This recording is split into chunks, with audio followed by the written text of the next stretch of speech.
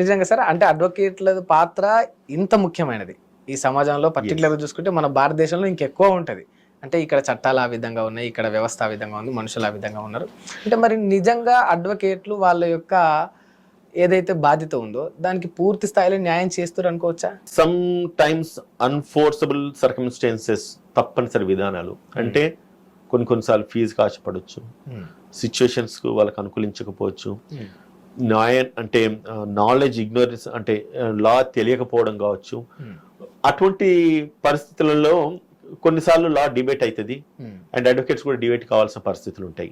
So ఈ పారామీటర్స్లలో ఏ advocate కూడా wrong guidance ఇచ్చి క్లయింట్ మిస్గైడ్ చేసేసి ఈ రోజు గ్రాప్ చేస్తే డబ్బులు వస్తాయి కదా అని చెప్పి అనుకుంటే వాళ్ళ ఫ్యూచర్ అండి అది. ఒక మాట చెప్తా, ప్రతి ఒక్కరికి రిటైర్మెంట్ ఉంటుంది, but some people advocates, professionals, lawyers, engineers ఇటువంటి వాళ్ళకి ఇటువంటి ప్రొఫెషనల్ జాబ్ చేసడానికి రిటైర్మెంట్ ఉండేది.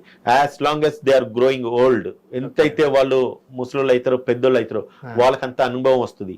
ఎంతైతే అనుభవం వస్తుందో వాళ్ళు ఒక క్లయింట్ బేస్ బిజినెస్ ఇంకా పెరుగుతూ ఉంటది.